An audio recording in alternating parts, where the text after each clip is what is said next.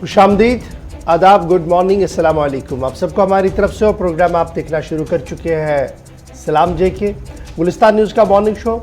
और आज का मॉर्निंग शो लेकर आपका मेज़बान इशफाक गौहर हाज़िर खिदमत है। सामईन नाज़रीन, आज के अहम तरीन मौज़ूआत में जहाँ बात अक़वाम मुत्तहिदा से लेकर दिल्ली की करेंगे, वहीं पर जम्मू कश्मीर के अंदर भी एक के बाद एक बड़ी खबर इस वक्त सामने आ रही है। सब पर हम एक एक करके बात करेंगे और इन सभी की तफसील आपके सामने रखने की कोशिश करेंगे, इस उम्मीद के साथ कि सुबह 10 बजे तक आप हमारा साथ देंगे इस प्रोग्राम के अंदर। और 9:40 पर आप अपनी आवाज़ यानी आप अपनी बात को हुकूमती ऐवानों तक पहुंचाने की भी कोशिश ज़रूर करेंगे, क्योंकि 9:40 पर हमारी फ़ोन लाइन खुलेंगी। आप और हम बात करेंगे, आपके मसाइल को हुकूमत तक पहुंचाने की एक छोटी सी कोशिश हमारी होगी, इस उम्मीद के साथ कि हुकूमती इदारे आपके मामलात और मुश्किलात का अजाला कर सके। आज के प्रोग्राम का करते हैं आगाज़।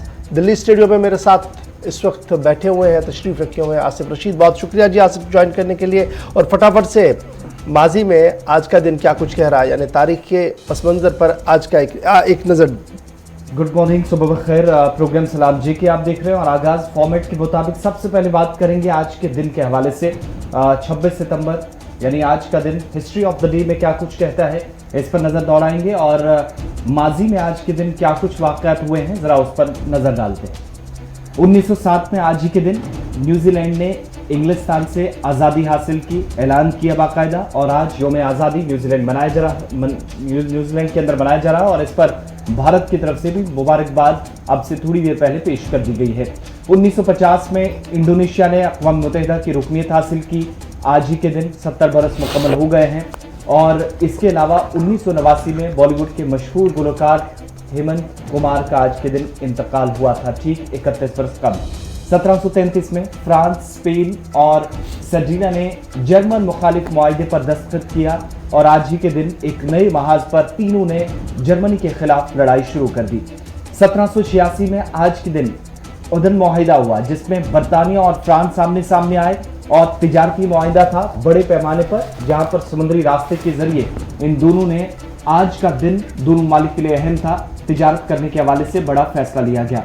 1874 में पहला ग्रैंड इंटरनेशनल राइफल मैच खेला गया, यानी आज के वक्त में जो राइफल शूटिंग आप देखते हैं तो वो ग्रैंड इंटरनेशनल राइफल मैच आज ही के दिन इसकी शुरुआत हुई थी। आहिस्ता आहिस्ता चलकर आगे ये ओलंपिक्स में और एशियन गेम्स में भी शामिल कर लिया गया, लेकिन शुरुआत 26 सितंबर 1874 को ठीक 146 साल कबल आज किया गया था।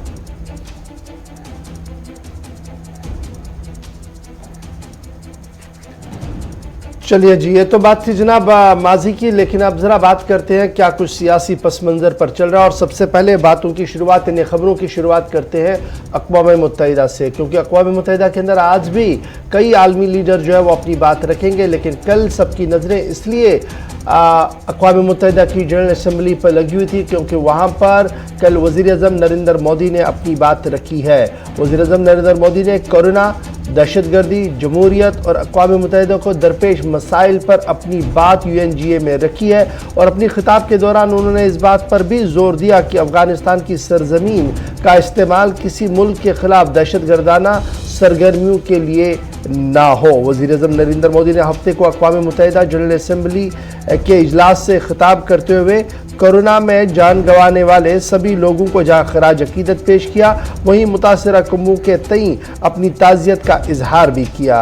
अपने इस खिताब से दौरान वज़ीर-ए-आज़म नरेंद्र मोदी ने सबसे पहले अब्दुल्ला शाहिद को अक़वाम मुत्तहिदा जनरल असम्बली के 6 इजलास की सदर के ओहदा संभालने पर जहाँ उन्हें मुबारकबाद पेश की, वहीं पर पाकिस्तान, चीन, कोरोना और दीगर मामलात पर भी वज़ीर-ए-आज़म ने कल खुलकर बात रखी है। कल वज़ीर-ए-आज़म जब बात कर रहे थे तो उन्होंने अक़वाम मुत्तहिदा के अंदरूनी मामलात यानी अक़वाम मुत्तहिदा की साख्त पर भी सवाल खड़े करते हुए कहा कि इस वक्त अहम तरीन ज़रूरत है कि अक़वाम मुत्तहिदा को एक फ़ाल और मुतहरिक इदारा बनाया जाए, वरना जो बड़े सवाल और पेचीदा सवाल अक़वाम मुत्तहिदा के सामने है उससे ये इदारा और ज़्यादा कमज़ोर बन रहा है। वज़ीर-ए-आज़म हर बार अक़वाम मुत्तहिदा के अंदर इस्लाहात की बात करते रहे हैं। एक बार फिर उन्होंने उस बात को न सिर्फ दोहराया है बल्कि आलमी बरादरी पर जोर दिया है कि दुनिया भर के अंदर इस वक्त जमहूरी तर्ज़ अमल जो ख़तरे में है, इस पर बचाने के लिए, इसके तहफ़्फ़ुज़ को यकीनी बनाने के लिए आलमी बरादरी को आगे आने की ज़रूरत है। लेकिन अहम मामला चूँकि इस बार जनूबी एशिया भी सर-ए-फ़हरिस्त रहा, तकरीबन हर ममालिक के जो लीडरान थे उन्होंने इस बार कहीं ना कहीं जिक्र ज़रूर अफगानिस्तान की और सलामती सूरत हाल का किया।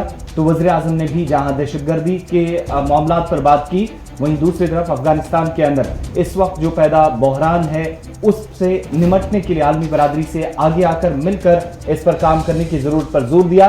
लेकिन इस बात को यकीनी बनाने को भी जोर दिया कि कम से कम ये यकीनी होना चाहिए, ये यकीनी बनाया जाना चाहिए कि अफगानिस्तान की सरजमीन किसी भी मुल्क के खिलाफ दहशतगर्दी के लिए एक टूल के तौर पर इस्तेमाल न की जाए। 21 मिनट की तकरीर और साल 2014 के बाद जब आप देखेंगे तो चौथी मरतबा वज़ीर आज़म ने अक़वाम मुत्तहिदा के इस फोरम का इस्तेमाल किया और बराह रास्त बात की है। 21 मिनट की तकरीर के अंदर चंद अहम बातें ज़रा सुन लीजिएगा। हमें अपनी आने वाली पीढ़ियों को जवाब देना है कि जब फैसले लेने का समय था तब जिन पर विश्व को दिशा देने का दायित्व था वो क्या कर रहे थे। आज विश्व के सामने रिग्रेसिव थिंकिंग और एक्सट्रीमिज्म का खतरा बढ़ता जा रहा है। रिग्रेसिव थिंकिंग के साथ जो देश आतंकवाद का पॉलिटिकल टूल के रूप में इस्तेमाल कर रहे हैं, उन्हें ये समझना होगा कि आतंकवाद उनके लिए भी उतना ही बड़ा खतरा है। ये सुनिश्चित किया जाना बहुत जरूरी है कि अफगानिस्तान की धरती का इस्तेमाल आतंकवाद फैलाने और आतंकी हमलों के लिए न हो। हमें इस बात के लिए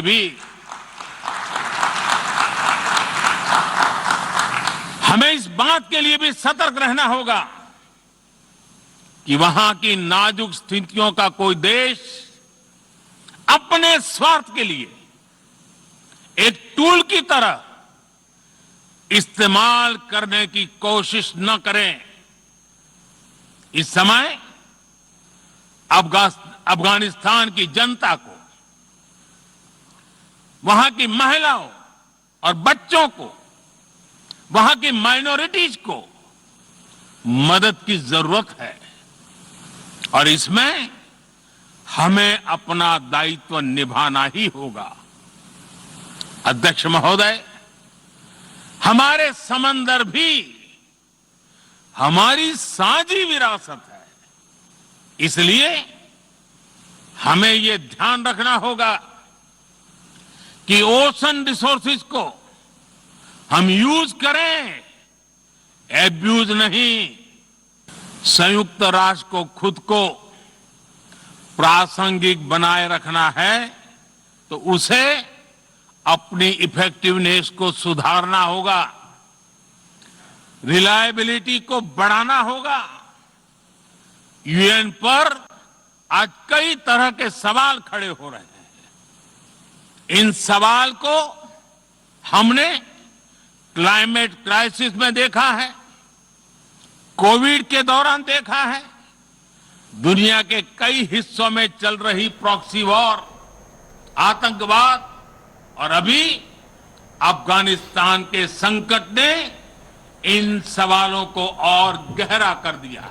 वज़ीर आज़म नरेंद्र मोदी का आप सुन रहे थे, जिन्होंने कल अपना खिताब यूएन जनरल असेंबली के सामने रखा और किस तरीके से उन्होंने हर मामले पर जो है वो गुफ्तगू की है। आपके सामने एक अक्कासी हमने करने की कोशिश की। बढ़ते हैं जी आगे, बात ज़रा कनाडा की करते हैं, क्योंकि लगातार कुछ दिनों से पूछा जा रहा था कि क्या कनाडा के लिए सफरी पाबंदियां ख़त्म हुई है या नहीं। लेकिन फ़िलहाल बड़ी खबर, जो बिल्कुल अच्छी खबर है, कनाडा ने सफरी पाबंदियां भारत के लिए जो लगाई थी उन्हें ख़त्म कर दिया है। कनाडा की तरफ से जो पाबंदी लगाई गई थी भारत से कनाडा के लिए सफ़र के लिए, क्योंकि आपको याद होगा कि गुज़श्ता महीने कोरोना के केसों में उछाल आया था और उस उछाल को देखते हुए कनाडा की इंतज़ामिया ने पाबंदियां आयद कर दी थी। उस पाबंदी को रात देर गए हटा दिया गया है। जस्टिन ट्रूडो की हुकूमत की तरफ से कल रात देर गए यह फैसला लिया गया था कि जो पाबंदी हवाई जहाज़ों के सफ़र पर लगाई गई थी भारत से, उस पाबंदी को फिलफौर हटा दिया गया है, लेकिन चंद शराइतों के साथ इस पाबंदी को हटा दिया गया है।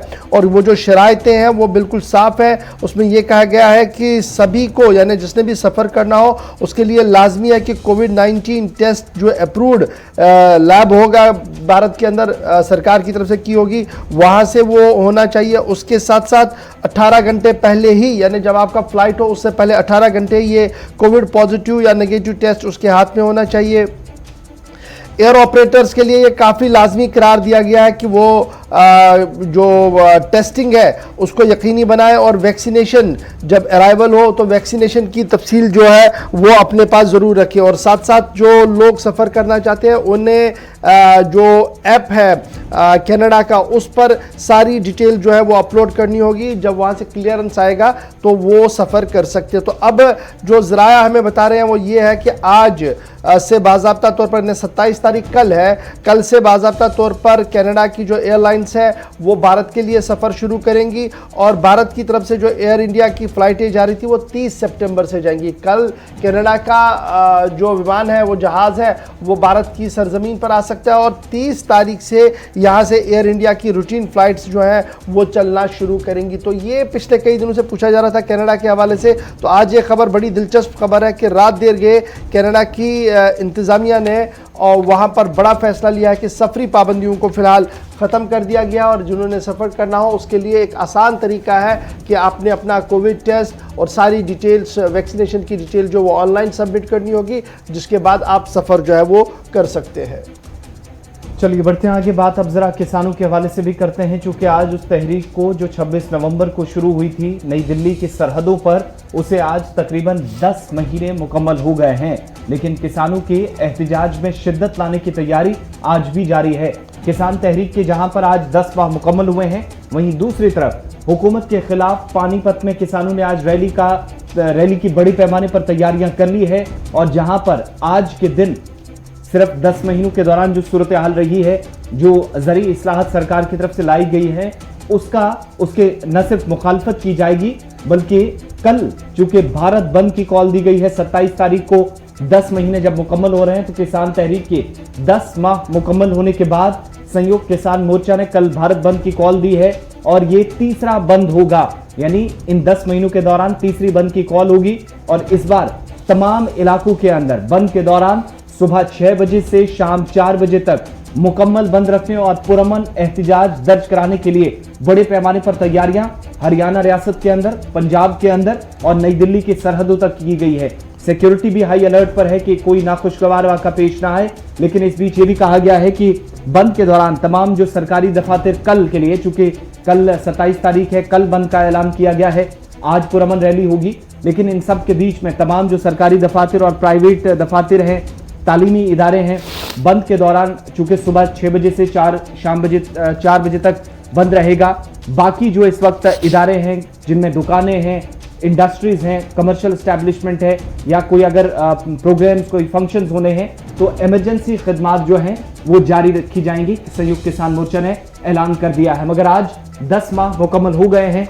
26 नवंबर 2020 को नई दिल्ली की सरहदों पर दोपहर 3:30 बजे किसान तकरीबन 4.5 लाख जिनकी तादाद बताई जाती थी जो दिल्ली पहुंचे थे, उनके एहतजाज को 10 माह आज मुकम्मल हो गए हैं एतवार के रोज। यानी जहां आज 10 माह मुकम्मल हुए हैं वहीं पर सबकी नज़रें जो है वो करनाल पर रहेंगी, जहां पर आज संयुक्त मोर्चे की तरफ से एक बड़ी किसान सभा की बात कही गई है पानीपत के अंदर। और पानीपत के आसपास सिक्योरिटी को भी हाई अलर्ट पर कर दिया गया है। आपको याद होगा कि करनाल के अंदर 28 अगस्त को इसी तरीके की एक रैली हुई थी, जिसके बाद काफ़ी ज़्यादा एहतजाज हुआ था, तशद्दुद हुआ था और हुकूमत को फिर एक कमेटी को तश्कील देना पड़ा था, जिसके बाद कई पुलिस अफसरों पर गाज भी गिरी थी। ताहम आज सबकी नज़रें पानीपत पर रहेंगी कि किस तरीके से किसान वहाँ से अपने नेक्स्ट फेज़ को आगे बढ़ाएंगे। यानी कल 1 साल मुकम्मल होना, आज 1 साल मुकम्मल हो गया है और कल बाज़ाब्ता तौर पर भारत बंद का ऐलान जो है वो कर दिया है किसानों की तरफ से। और उसकी हिकमत अमली को तय करने के लिए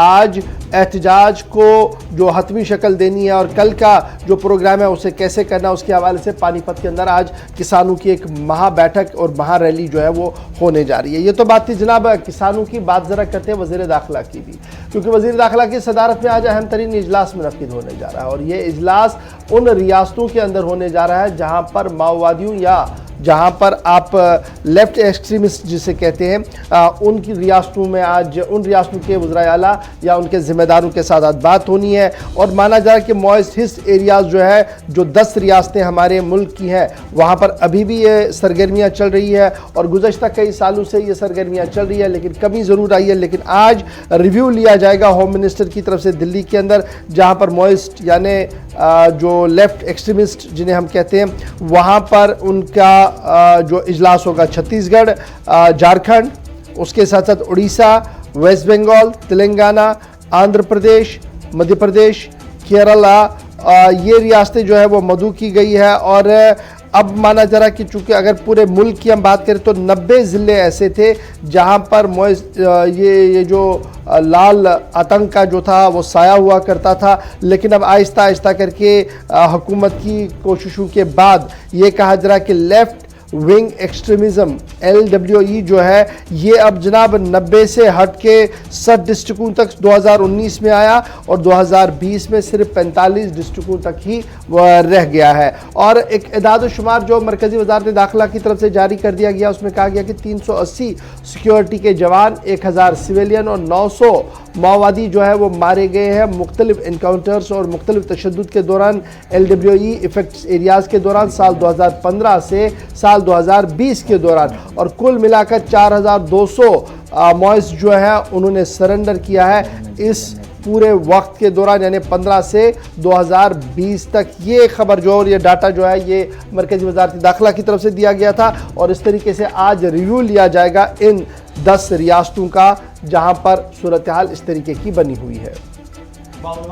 इलाकों की सिक्योरिटी सूरत हाल का जायजा लेने के लिए आज मीटिंग बुलाई गई है। हालांकि इसमें जो मुख्तलिफ रियासतें हैं उनके ज़िम्मेदारान आज वज़ीर दाखिला को ब्रीफ भी करेंगे और साथ ही अहम तरक्याती मनसूबों की ब्रीफिंग भी आज वज़ीर दाखिला को दी जाएगी। इस हवाले से दोपहर तक मीटिंग होनी है। लेकिन अब जरा बढ़ते हैं आगे, बात जम्मू कश्मीर की भी करते हैं, चूँकि एक तरफ जहाँ पर शुमाली कश्मीर के अंदर इस वक्त 2 मुख्तलिफ मकामात पर एनकाउंटर चल रहे हैं। थोड़ी देर में मज़ीद तफसीलात आपके सामने रखेंगे, लेकिन पहले ज़रा उड़ी आपको लिए चलते हैं, चूँकि उड़ी में कल से ऑपरेशन चल रहा है और लाइन ऑफ कंट्रोल पर दरअंदाजी की एक और बड़ी कोशिश नाकाम बनाई गई है, फौज का दावा है। और दिफाई ज़राए के मुताबिक एनकाउंटर भी यहाँ पर हुआ है। इस ऑपरेशन में 2 मिलिटेंट हलाक हुए हैं जो जानकारी दी गई है दिफाई ज़राए से, और गोलियों के तबादले में 3 एहलकार भी जख्मी हुए हैं। ये जुलाई के महीने से शुमाली हिस्से के अंदर सिक्योरिटी फोर्सेस के बयानात के मुताबिक तीसरी इस तरह की कोशिश है जहां पर अब तक 5 मुख्तलिफ झड़पें लाइन ऑफ कंट्रोल के अलग अलग हिस्सों के अंदर हो चुकी हैं। लेकिन आज के ऑपरेशन जो कल बाद दोपहर शुरू हुआ था, 3 फौजी एहलकार अब तक जो जख्मी होने की इतलात जिनकी मिली है, इस ऑपरेशन में 2 मिलिटेंट हलाक हुए हैं जिसकी दिफाई ज़राए से तस्दीक हुई है। लेकिन फौज की तरफ से मजीद इसमें अभी तक बयानात जारी किया जाना बाकी है।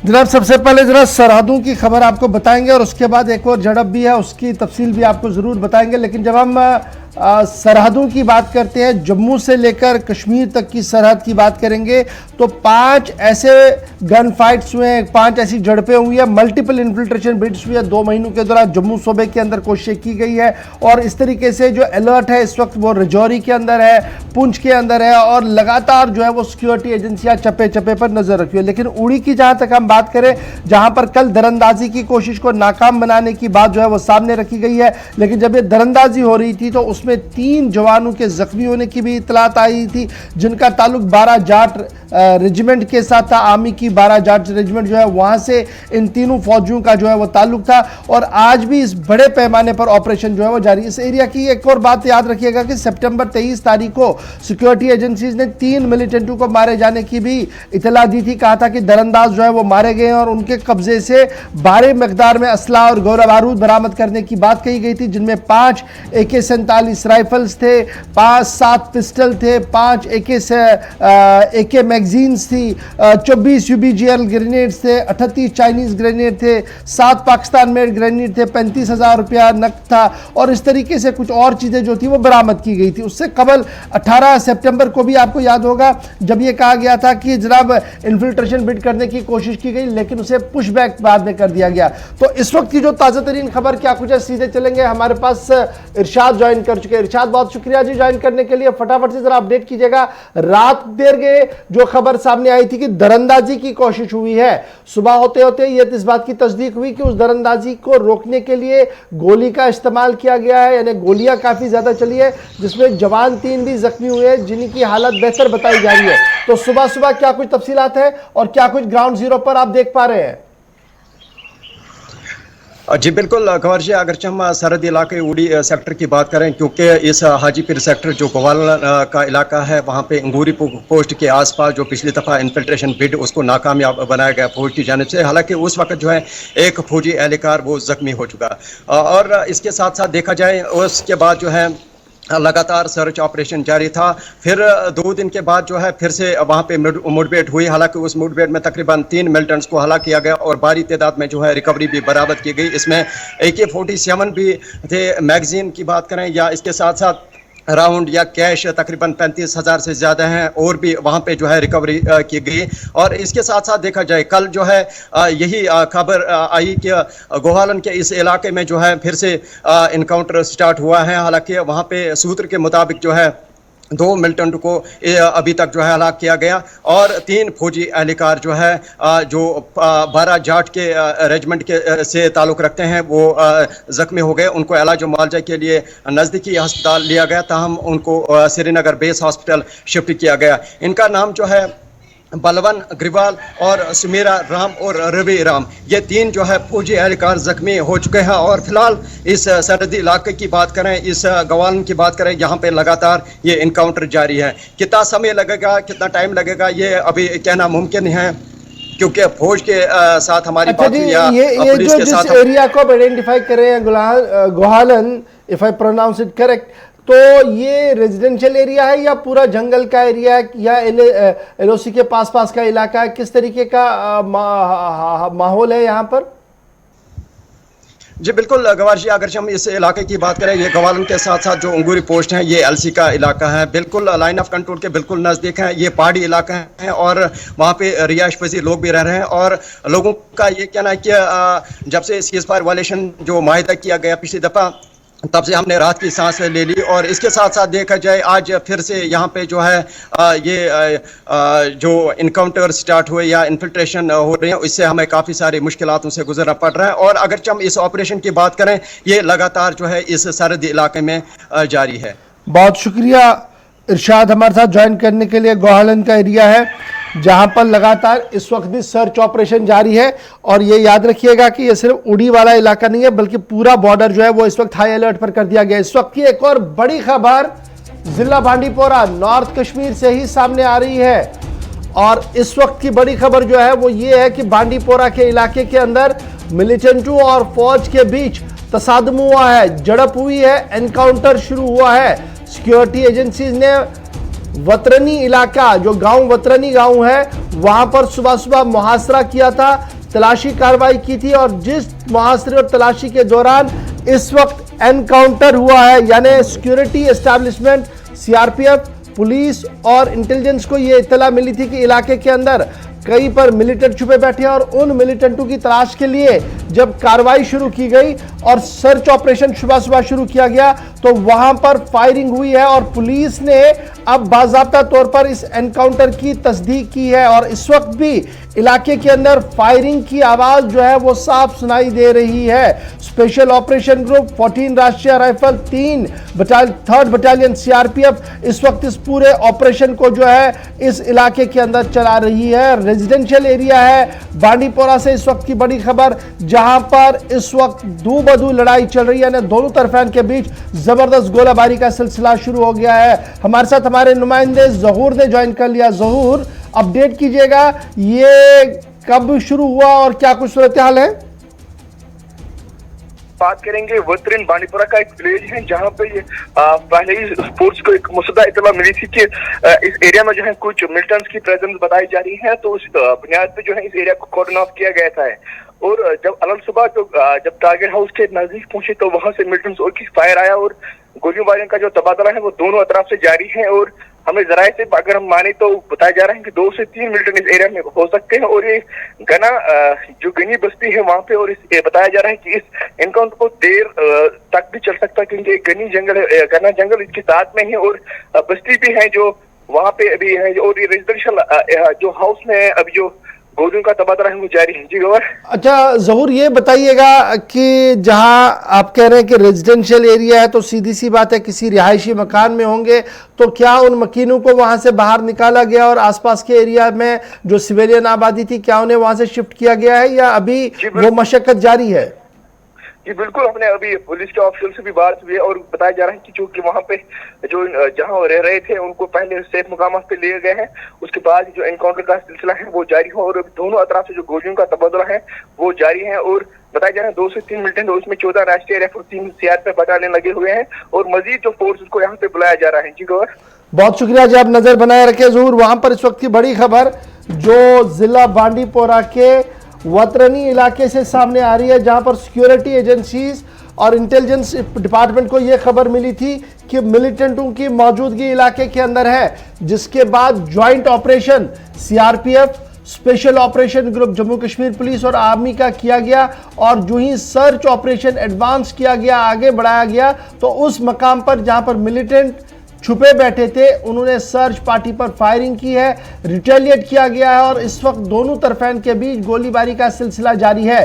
ताहम इब्तिदाई खबरों के मुताबिक जो सिविलियन लोग आसपास के थे उन्हें वहां से हटाया गया है और मजीद कुंभक को, मजीद एडिशनल फोर्सेस को इस पूरे इलाके के अंदर डिप्लॉय कर दिया गया है। 2 या 3 मिलिटेंटों की मौजूदगी की इत्तला मिली है सिक्योरिटी एजेंसीज को, जिसके बाद जिला बांडीपोरा के इस गांव के अंदर इस वक्त ऑपरेशन जारी है। चलिए, एनकाउंटर की बात हो रही है तो उड़ी के अंदर भी इस वक्त एनकाउंटर जो शुरू हुआ था वहां पर भी ऑपरेशन फोर्सेस का चल रहा है। गोलीबारी बीच में हुई है और वक्फे वक्फे से यहां पर फायरिंग चल रही थी। 3 जवान जख्मी हुए हैं और दूसरी तरफ बताया जाता है कि 2 मिलिटेंट भी हलाक हुए हैं।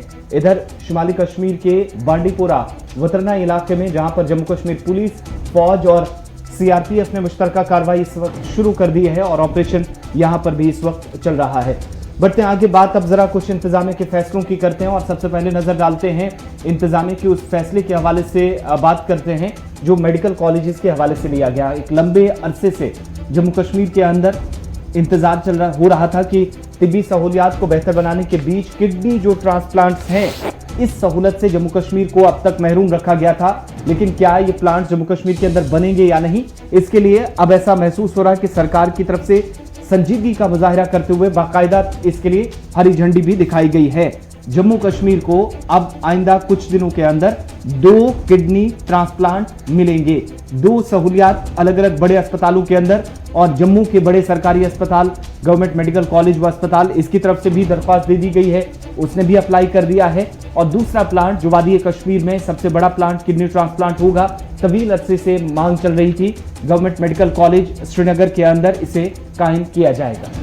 बल्कि इसको कायम कर दिया गया है, बाज़ाब्ता तौर पर इसकी अप्रूवल जो है वो आ गई है श्रीनगर के अंदर और श्रीनगर के अंदर ये दूसरा किडनी ट्रांसप्लांट फैसिलिटी हो। एक Sher Kashmir Institute of Medical Science Soura के अंदर है और अब दूसरा जो किडनी ट्रांसप्लांट सेंटर होगा वो सुपर स्पेशलिटी अस्पताल जो शीरीन बाग के अंदर है और गवर्नमेंट मेडिकल कॉलेज श्रीनगर जिसको मॉनिटर कर रहा है, वहाँ पर बाज़ाब्ता तौर पर मरकजी वजारत ने इसकी अप्रूवल जो है वो दे दी है और किडनी ट्रांसप्लांट वहाँ से शुरू हो सकता है। इब्तिदाई खबरों के मुताबिक यहां पर ये जो सुपर स्पेशलिटी अस्पताल श्रीनगर है, यहां पर किडनी ट्रांसप्लांट का मामला जो है वो माह नवंबर से, रवा साल के नवंबर के महीने से शुरू होगा और काफी मशक्कत के बाद इसको अप्रूवल जो है वो दे दी गई। और ये शुरू होने के बाद जब ये नवंबर से फंक्शनल होगा तो इससे फायदा क्या होगा, बहुत सारे लोग जो गुर्दे के मर्ज में मुब्तला थे उन्हें बाहर इलाज मुआवजे के लिए जाना पड़ता था और किडनी ट्रांसप्लांट के लिए बाहर जाकर लाखों रुपया वो सर्व करते थे। अब आहिस्ता आहिस्ता करके जम्मू कश्मीर के अंदर भी ये फैसिलिटियां जो है वो अवेलेबल होगी और ये दूसरा मरकज होगा श्रीनगर के अंदर जहां पर हो ये फैसिलिटी जो है वो अपग्रेड की गई है। उसी तरीके से जम्मू की जब हम बात करते हैं तो जम्मू के जम्मू मेडिकल कॉलेज ने भी बाकायदा तौर पर परमिशन के लिए अप्लाई कर दिया है और माना जा रहा है कि 2 महीनों के अंदर अंदर अगर फॉर्मेलिटीज पूरी हुई तो 2 महीनों के अंदर अंदर गवर्नमेंट मेडिकल कॉलेज जम्मू को भी बाकायदा तौर पर किडनी ट्रांसप्लांट के लिए अप्रूवल जो है वो मिल सकती है। यहां पर जी छोटे से ब्रेक के लिए आप रुक रहे हैं, ब्रेक के उस पार आएंगे तो आपको झील के किनारे लिए चलेंगे जहां पर थोड़ी देर के बाद एयर शो होने जा रहा है, लेकिन रात भर क्या कुछ माहौल वहां पर रहा उस पर गुफ्तगू करेंगे। उसके बाद आपको बताएंगे कि सरकार ने कमर कस ली है डेडवुड के लिए और ये डेडवुड कौन है, इस पर क्या कुछ किया जा रहा है, इस पर भी गुफ्तगू करेंगे। और एक बड़ा फैसला एक और है, वो क्या कुछ है बताएंगे आपको छोटे से कमर्शियल ब्रेक के फौरन बाद।